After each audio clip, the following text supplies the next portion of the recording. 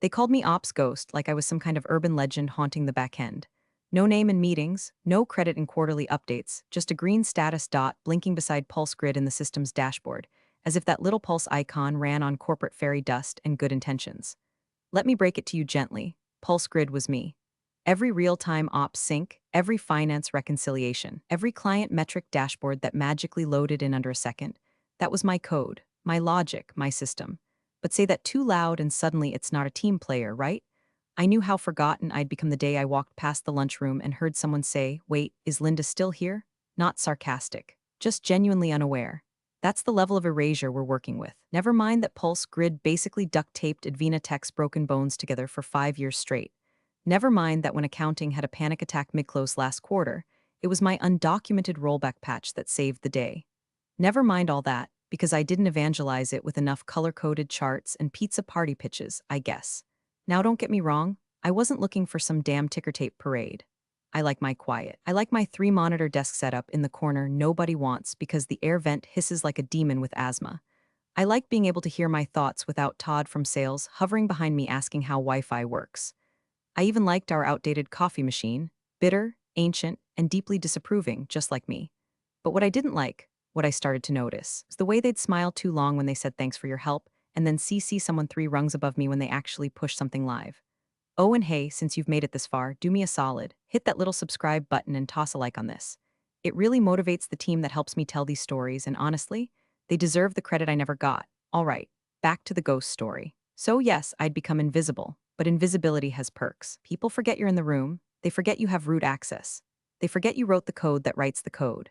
I'd be in those architecture strategy meetings where some shiny new hire from Stanford would wave their hands and say we needed a next-gen pipeline with dynamic cache logic, and I'd just sip my cold tea while Pulse Grid already did that silently, without drama, since 2019. Most of them thought Pulse Grid was open source. One guy, no joke, actually asked me if it was one of those pre-baked GitHub things.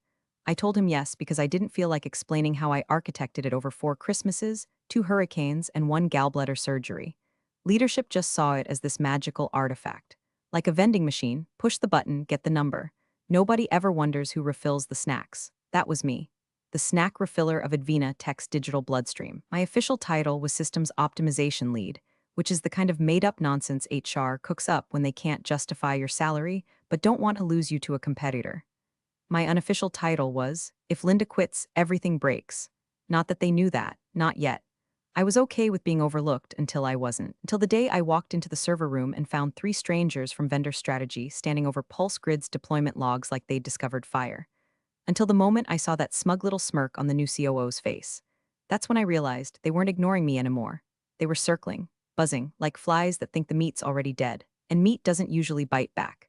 But this time, oh honey, this time it had fangs. The first time I saw Chad Foster, he was wearing a shirt so tight it looked painted on, strutting through the hallway like he was auditioning for a reboot of Wall Street, the kind where Gordon Gekko sells Saw S instead of stocks.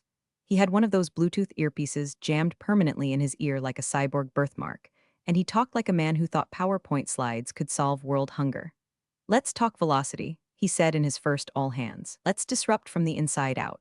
He hadn't even figured out where the bathrooms were yet, and he was already throwing around words like synergy stack realignment and cloud-native agility. I watched from my usual back row seat, sipping lukewarm coffee from a chipped mug that said world's okayest engineer and thought, here it comes.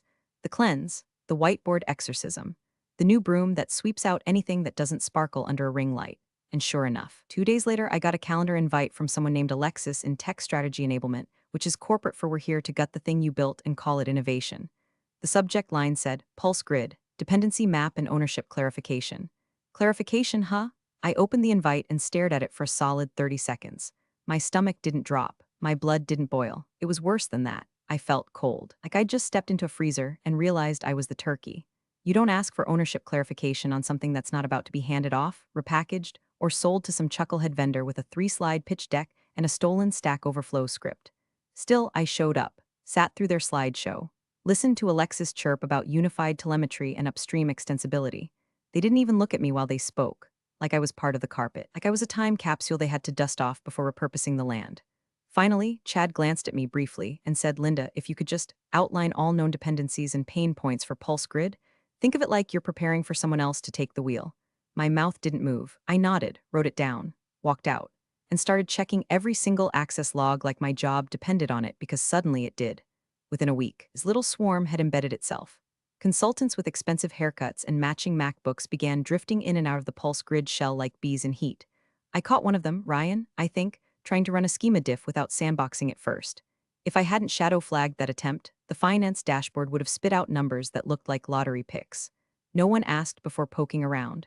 No one notified me when they cloned the repo. They just assumed the system was plug and play, that they could unplug the brain and stick it into a prettier skull. I confronted Alexis after hours one day. She was microwaving cauliflower pizza in the break room and pretending to enjoy it. Hey, I said, calm and deliberate. Pulse Grid doesn't have documentation for a reason. I designed it to self-evolve based on conditional flag triggers. Anyone poking around needs admin clearance and context. Without it, she cut me off with a fake smile. Thanks, Linda. That's exactly why we're transitioning. We need systems that scale without being, tribal knowledge dependent. Tribal knowledge, that's what they called my life's work. As if I'd spent 5 years scratching code into the walls of a cave with a bone. That's when it clicked. They weren't just here to modernize, they were here to erase. Quietly, thoroughly. Strip the engine from the car and paint the shell neon green. The next morning, my Slack permissions changed. I wasn't in the hash Pulse Grid core channel anymore. I wasn't in the sprint planning invite list. My access to Jenkins, limited, Git repo, view only. The system I built brick by digital brick was being barricaded from me. But here's the thing they didn't understand. I am the system. They can change all the locks they want. I forged the damn keys. They gave the town hall a stupid name, Momentum Unleashed. I remember that. Like we were all part of some overcaffeinated racehorse that needed to be let out of the gate by Chad Foster, our glorious COO, deliverer of agile synergy and other sacred nonsense. They made a whole event page for it. Sent out branded Zoom backgrounds, had a countdown timer, and hold music like we were tuning in for the Super Bowl instead of a glorified monologue about transformational org design. I logged in late on purpose. Video off. Mic muted, just a silent box named L. Monroe at the bottom of the participant list. By now, I'd been fully transitioned from Linda the quietly essential to Linda, the legacy attachment. They kept me around like a Christmas ornament no one wanted to hang, afraid I'd break if they touched me but too nervous to throw away. Chad, naturally, kicked off with a motivational quote misattributed to Einstein and a joke about how hard it is to uninstall old software, which I'm pretty sure was about people like me. The guy loved his metaphors. I'm surprised he didn't wheel out a whiteboard and draw a stick figure choking on outdated code. I only started paying attention when they switched to the slide labeled Next Gen Partnerships. That's when my ears perked up. Pulse Grid's modular transition will position us for scalable alignment with our external solution ecosystem, Chad said. I blinked. Modular transition. External ecosystem? He kept going, voice slick and rehearsed. We've already begun integrating with Velaventrix partners to ensure continuity while reducing tribal friction. There it was again, tribal, like I was a feral raccoon hoarding variables in a cave. My fingers hovered over the keyboard. I almost typed something in the chat. Almost. And then it happened. He leaned sideways just a little and turned to one of the consultants sitting beside him. Could tell he thought he'd muted himself because his face relaxed, and that phony executive sparkle dropped just a hair. And then he said it. Honestly, he belongs in the basement with his little tool. He chuckled. The consultant did too. One of those awful, nasal little laughs like a balloon deflating through a straw. The pause that followed was unnatural. You could feel the entire company trying to process what they'd just heard. And then the chat exploded. Wait, did we all just hear that? Who's he? OMG, someone forgot to mute? I sat there, frozen, tea cooling in my hand, Slack lighting up like a Christmas tree. And all I could think about was that he, the guy with the little tool in the basement, was me. He didn't even know. That's what made it worse. He looked straight into the camera, not a flicker of realization on his smug little face. Never even considered that Linda might be the architect behind Pulse Grid. That I, woman, middle-aged, non-flashy, non-networky, could be the creator of the thing they were selling out from under me. He assumed I was a man. He assumed I was irrelevant. He assumed wrong. There was no apology, no follow-up email from HR. Just radio silence and a quiet shift in tone across the office. People avoided eye contact. The same ones who used to ping me after hours with quick fixes suddenly forgot I existed. I didn't respond, didn't demand an explanation, didn't ask for retraction. Instead, I took the rest of the day off, logged out, closed the laptop, sat in the dark of my living room with a glass of wine and an old notebook from Pulse Grid's early days where I'd mapped out the entire infrastructure on the back of a bar napkin during a snowstorm. And I decided, fine. If I'm the ghost in the basement with the little tool, then maybe it's time to let the house burn. It started with the test branch. Little blip in Git I wasn't supposed to see, buried under a label so vague it practically screamed guilt. Refactor V1 for external. Not a word to me about it. No tickets, no handoff request. No hey Linda, mind walking us through the logic you wrote that's kept the company from descending into data hell for half a decade? Just code. My code. rearranged like furniture by someone who didn't know which pieces were load-bearing. They moved fast after the hot mic debacle. Too fast, like a magician waving one hand while the other picks your pocket. My Slack channels began vanishing one by one. First hash Pulse Grid Core, then hash Data Integrity, then even hash Coffee Club, which only had 3 members and mostly cat memes. My role was being scrubbed quietly. No formal demotion, no confrontation, just deletion. One permission toggle at a time. By Friday, my Jenkins access was revoked completely. I got a canned message from IT saying they were restructuring admin controls for security alignment. Security alignment, my ass? The only thing they were aligning was the noose. Still, I played dumb, nodded during meetings, took notes I didn't need, smiled politely while Chad walked around puffed up like a rooster in a startup hoodie. Kept referring to Pulse Grid as the backbone of our monetization pivot, like he'd written it himself in a fever dream after snorting lines of ChatGPT prompts. The moment that truly lit the fuse, though, was a Monday morning when I passed the West Conference Room and saw them, the new devs. They were all clustered around a TV screen displaying Pulse Grid's architecture map. My architecture map. I recognized the color coding. I recognized the annotation style. One of them even had a screenshot of a script I'd written and saved under the file name Lynn's Silent Logger v3, Pi, which was never meant to be shared. I stood there for a beat too long. One of the kids looked up, couldn't have been older than 24, probably thought YAML was a new brand of vape juice and actually waved at me, like I was a friendly ghost peeking in from another dimension. Morning, he chirped. I nodded and kept walking. Didn't say a word. That afternoon I started printing things. Not company secrets, nothing technically illegal, just logs, version histories, internal memos, old diagrams, emails with vague language about ownership reassessment and code migration strategy, anything that smelled like premeditated theft, and I backed up everything twice. One copy on a personal encrypted drive. The other, well, that one had a home they'd never find. Let's just say if you bury something deep enough in legal compliance systems, it becomes more secure than Fort Knox behind a firewall of boredom. That night, I went home and pulled out the old contract file I kept in my closet.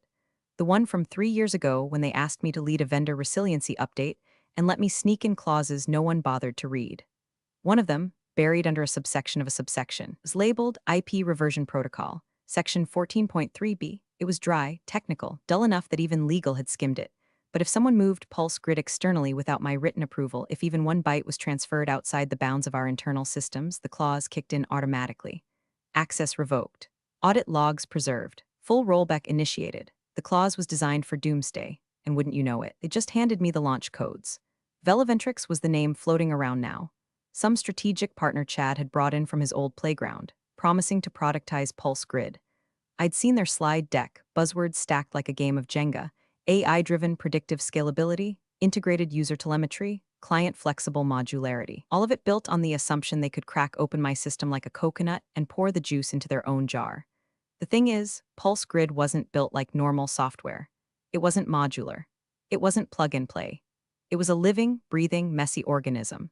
There were dependencies nested inside dependencies, scripts that only triggered under obscure conditions, and logic webs even I had to diagram to remember. You don't just lift it out and hand it to a third-party vendor without consequence, unless you're arrogant or stupid or both. I started watching the logs more obsessively. Nightly commits, access IPs, endpoint pings. If they were going to walk into the lion's den, I was going to make sure they tripped every hidden wire on the way in. And I wouldn't make a sound. Not yet. It was 3 years ago. On a Thursday so forgettable, I only remember it because the cafeteria ran out of forks, and I had to eat a sad little microwave lasagna with a plastic knife. I was sitting in a freezing side office with a migraine, a broken radiator, and a compliance spreadsheet open so wide it looked like a crime scene. That was the day the seed got planted. The day I realized the only way to protect Pulse Grid was to hide a tripwire inside the very thing no one ever bothers to check, the paperwork. Back then, we were still a mid-sized tech firm pretending to be a startup, obsessed with disaster recovery. Cyber attacks, ransomware, alien invasions, our legal team wanted contingencies for everything but actual competence. They called it the Vendor Failover Protocol Initiative. Basically, if the building caught fire or someone spilled soup on the servers, we needed to know how to keep operations running. Naturally, they handed it to me. Linda, just plug your systems into the dock, said Ken from legal, spinning in his chair like a toddler on a sugar rush. Make it look airtight. We're presenting to the board next week. He didn't care how it worked, just needed it to look like it did. So I buried myself in jargon and insurance lingo, layered it with so much enterprise static that reading more than 3 lines without falling asleep required military training. But in the middle of it, I saw my chance. You see, I'd already been through a smaller betrayal a year before that. a failed acquisition that almost ripped Pulse Grid from our servers and handed it to a firm that thought MongoDB was a dessert. I remember staying up until 2 a.m. refactoring my code to untangle it from the APIs they tried to duct tape to it. No warning. No thanks. Just we'll take it from here, Linda. That night, I realized I'd built the entire system. They just signed the paychecks. So in that vendor failover doc under Section 9, asset reconciliation in the event of externalization, I added a tiny clause, just a few lines, buried under 5 subpoints in a whole paragraph about offsite backups. Clause Section 14.3b, IP Reversion Protocol. Legalese translation: if core system intellectual property, defined by access logs and usage metrics, is transferred, cloned, or exposed to any non-contracted external party without written sign-off from the original architect, me, the system automatically enters reversion mode. Access denied. Server-level lockdown. Audit logs frozen for review. Oh, and it would generate a little message, just one sentence. IP reversion executed. See clause section 14.3b. I wrapped it in so much compliance wrapping paper that not even our GC noticed. They were too busy asking if we had active shooter protocol language. I saved the document, uploaded it to our internal compliance vault, printed a copy and had Ken sign off with his usual chicken scratch initials. Then I let it sit, waiting, dormant, because I knew the day would come, not because I'm a pessimist, because I'm a realist. Because sooner or later, someone always walks into the server room with a golden ticket and thinks, I can take this. That clause, that was my hand on the detonator. Little insurance policy, in case some future Chad Foster swaggered in with glossy hair, and a 5-year plan to unlock new monetization potential by slicing my system open and selling the pieces to the highest bidder. And now, 3 years later, that exact thing was happening. Velaventrix was sniffing around, poking code they didn't understand, smiling for boardroom presentations like they were already cashing the checks. Only this time there was a clause. Only this time. The locks were rigged, and they hadn't read the fine print. The email wasn't even meant for me. That's what made it perfect. It leaked from a forwarded thread. Someone in marketing accidentally pasted it into a shared Google Doc and forgot to restrict permissions. I only saw it because I was helping format a launch deck on a lazy Friday afternoon, trying to keep my hands busy while my brain ticked like a time bomb. Subject line: Q3 Strategic Consolidation Pulse Grid Transition Plan. The message was short, self-congratulatory, and reeked of hubris. The kind of corporate backpatting that makes you want to slap someone with a whiteboard marker. Chad Foster's name was all over it.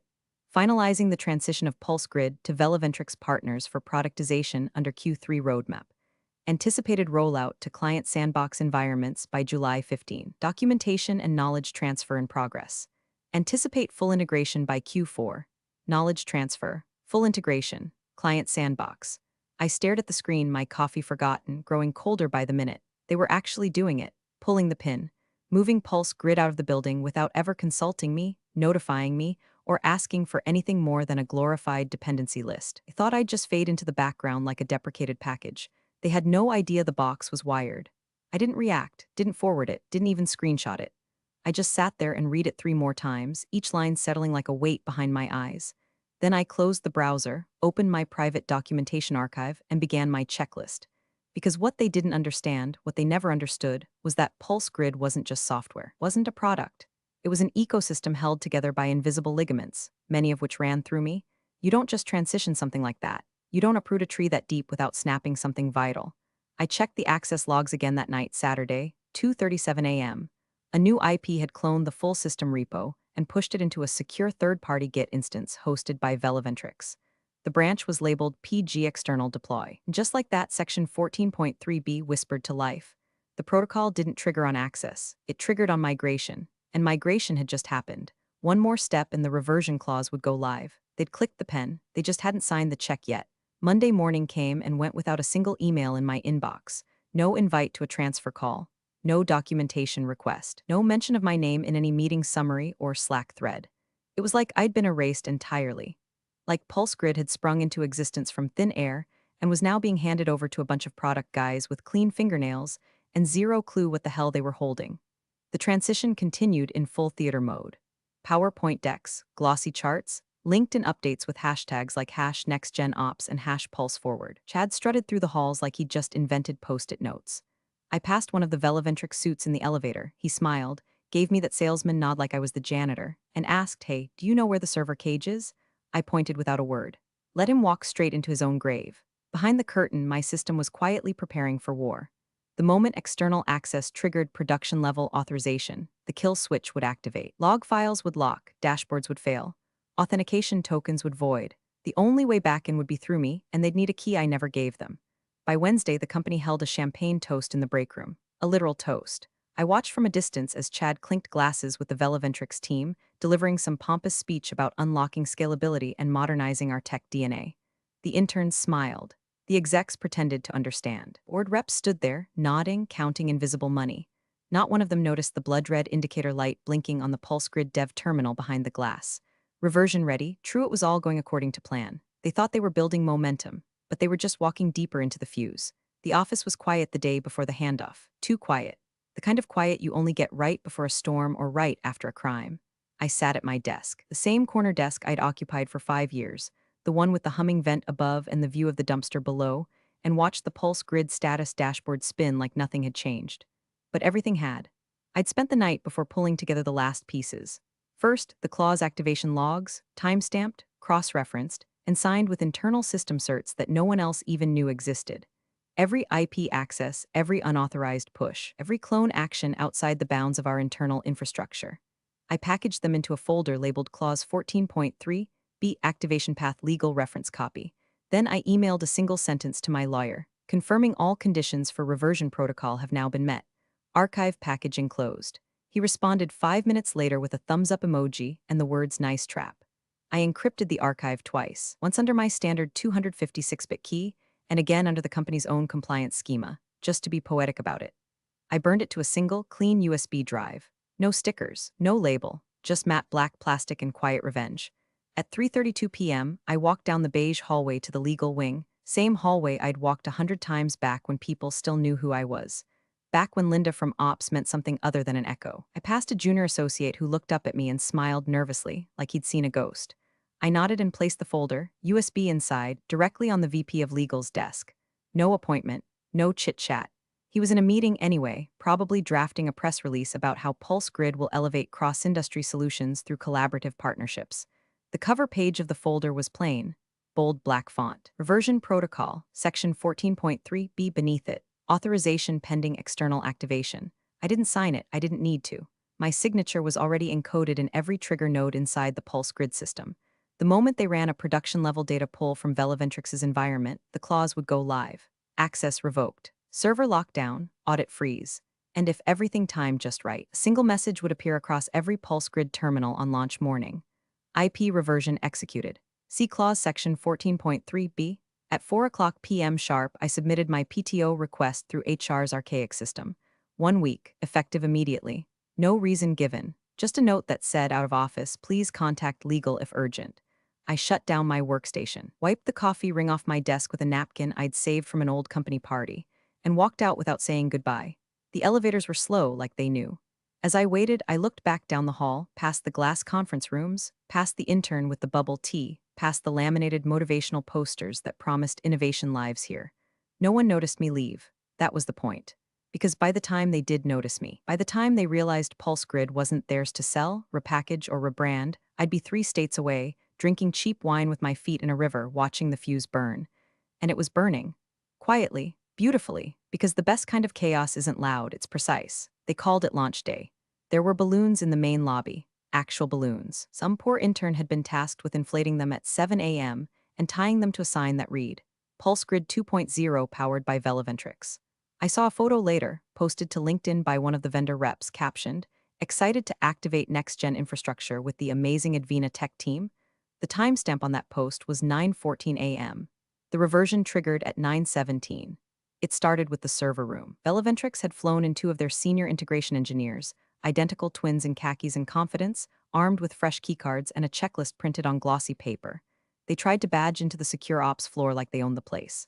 The lights above the reader turned red. Denied. They tried again. Denied. Then they noticed it. Taped to the glass door of the server room in clean Helvetica was a single white sheet of paper.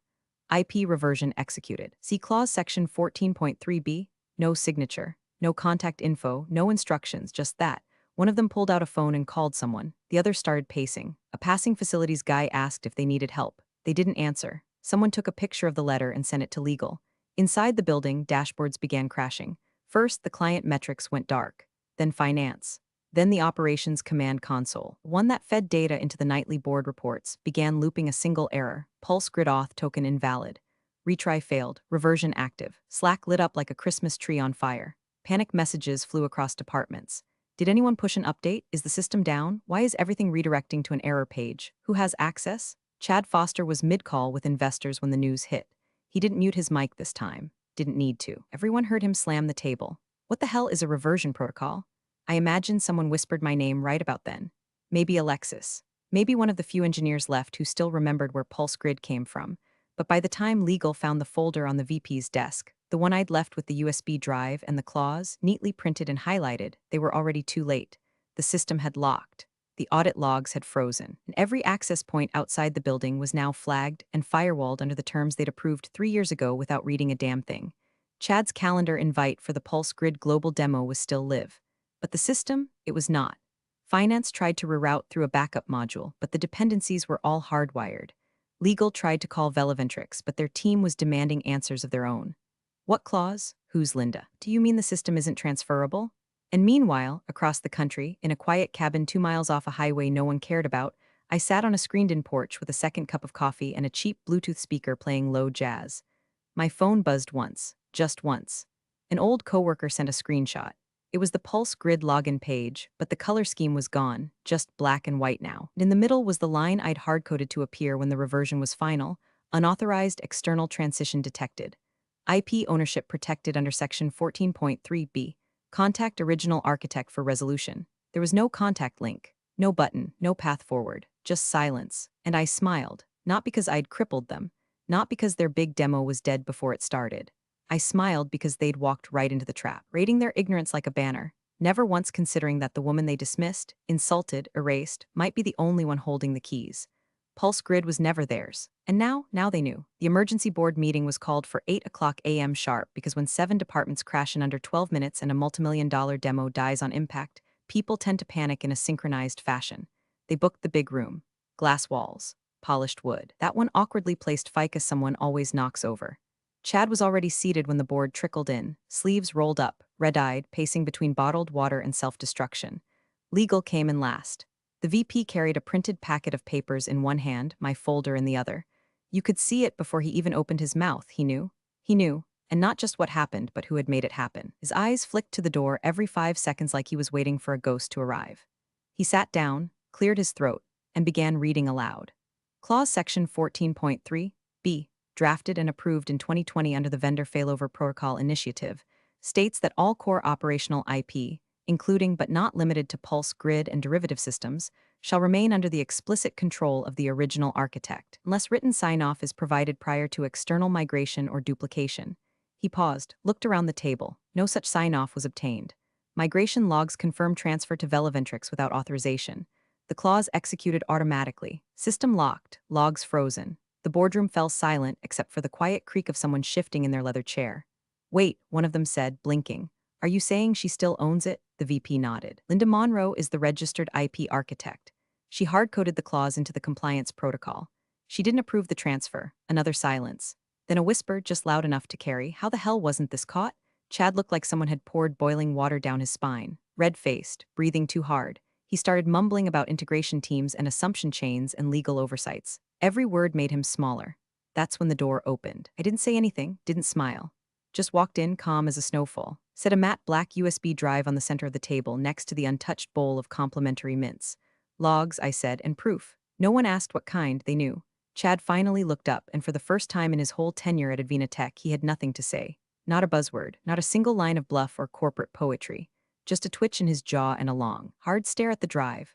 One board member leaned forward. Linda, can this be undone? I looked at him calmly, not cruelly, and shook my head. The clause executed because the system was stolen, not migrated, not transitioned. Stolen, and that clause doesn't pause, it detonates. Murmurs erupted. Legal started flipping pages. Someone knocked over their coffee. I waited until the noise died down, then stepped forward, placing both hands on the table. You sold something. I said that was never yours to sell, and just like that, the room deflated. There was no slow clap, no triumphant music, just the weight of consequences settling into expensive suits. They didn't stand, didn't argue, didn't thank me. I turned and walked out. Pulse Grid wasn't theirs. It never had been. Now they remembered whose name was buried in its bones, and I didn't need a title or a desk or a padded LinkedIn headline to prove it. I had something better. Control. Appreciate you sticking around, you legends of the break room. Subscribe for more chaos. Let's make your old managers spill their coffee in fear.